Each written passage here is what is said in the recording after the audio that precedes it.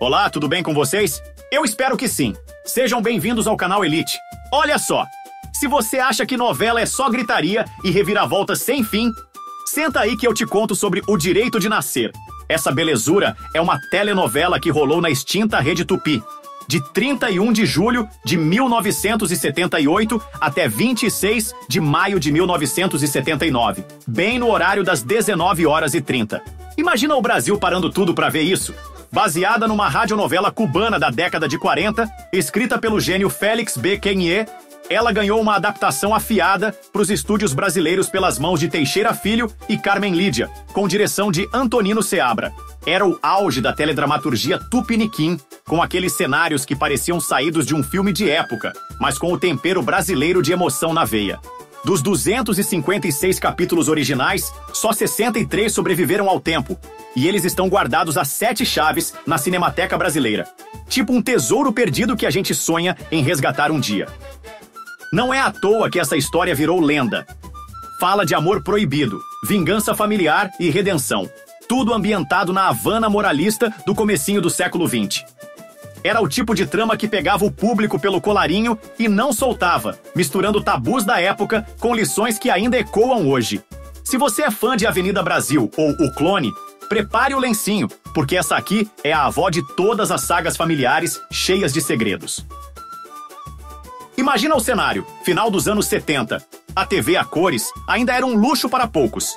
E a família toda se reunia na frente daquele televisor a válvulas, com a moldura com acabamento de madeira para ver a novela das 7h30. E aí, a Rede Tupi, uma gigante que hoje só vive na memória e nos arquivos, resolveu trazer de volta uma lenda. A história não era nova não, gente. Ela nasceu como uma radionovela cubana nos anos 40, criada por um tal de Félix Quenier. Era um sucesso tão monstruoso que o Teixeira Filho e a Carmen Lídia pegaram essa essência e adaptaram para o Brasil. A direção ficou por conta do Antonino Seabra. E aqui vem um detalhe que é um soco no estômago para qualquer fã de televisão. Dos 256 capítulos que foram ao ar, a gente só conseguiu salvar 63. É isso mesmo, a maioria se perdeu no tempo, e o pouco que sobrou está guardado como um tesouro pela Cinemateca Brasileira. É como encontrar alguns capítulos de um diário antigo e tentar entender a magia toda. Isso já dá o tom da importância do que estamos falando, não é? Quer saber mais? Vem comigo!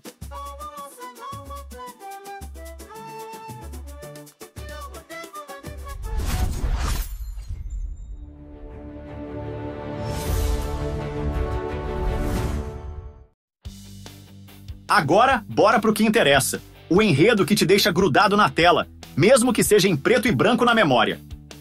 Tudo começa na sociedade certinha e hipócrita de Havana, Cuba, lá pelos anos iniciais do século XX.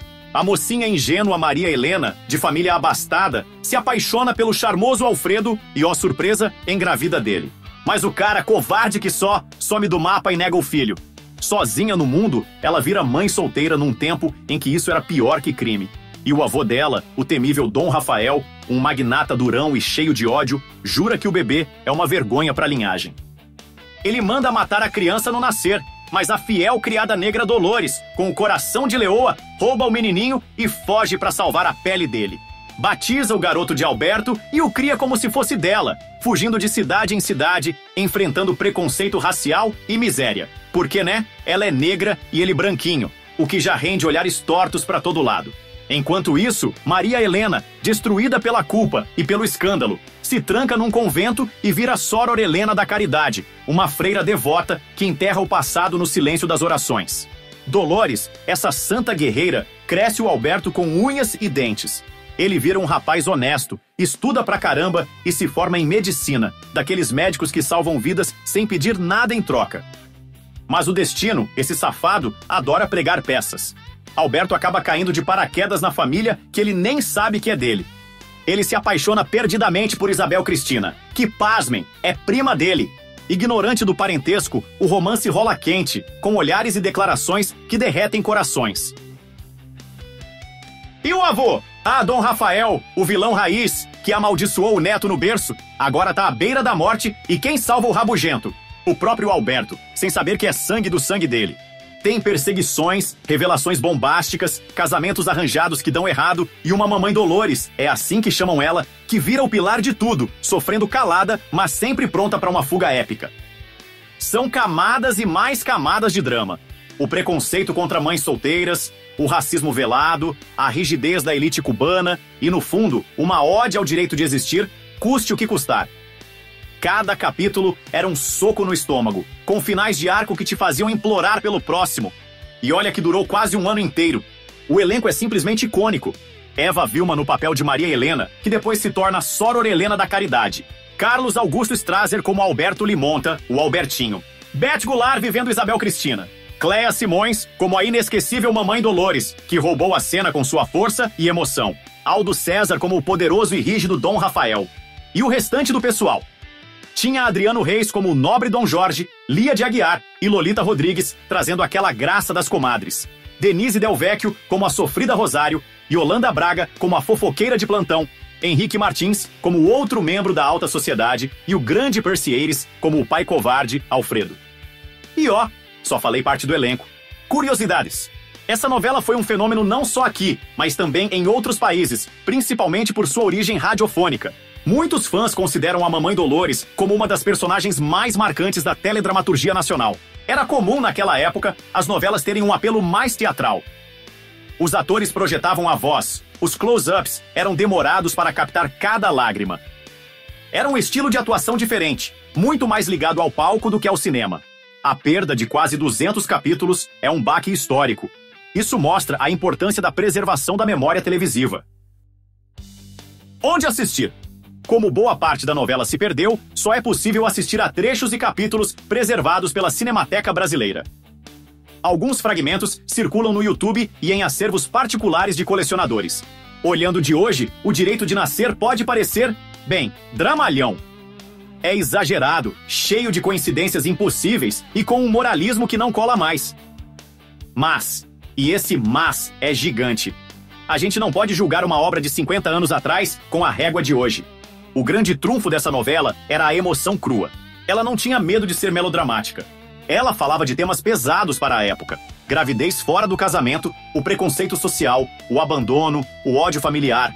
E no meio disso tudo, ela tinha um coração, que era a relação entre Albertinho e Mamãe Dolores. Era uma história sobre amor incondicional versus ódio irracional. A simplicidade da trama é que a tornava tão poderosa. Todo mundo conseguia entender a dor de Maria Helena, o medo de Dolores e a maldade de Dom Rafael. Pense nisso. Imagina a cena. O neto que você rejeitou, que você amaldiçoou, é a única pessoa com o conhecimento e a capacidade de salvar a sua vida. O orgulho quebrado na frente da própria mortalidade. É um baque filosófico dos grandes. A novela, no fundo, é sobre redenção. Sobre como o amor e o perdão podem curar até as feridas mais profundas. Então é isso, pessoal. O Direito de Nascer não é só uma novela. É um pedaço da história da TV brasileira. É um documento de uma época, de um jeito de fazer televisão e de um Brasil que se comovia com os dramas cubanos do começo do século. Ela pode não ter a velocidade e a complexidade das produções atuais, mas tem uma coisa que muitas vezes falta hoje: alma. Alma para chorar, para torcer, para se indignar. E aí, curtiram esse mergulho no passado? Lembram de ter ouvido falar dessa novela com os mais velhos? Comentem aí embaixo se vocês revivem alguma memória ou se descobriram essa joia hoje. Deixa aquele like, compartilha, se inscreva no canal para relembrar mais pérolas como esta. Obrigado por assistir. Fui!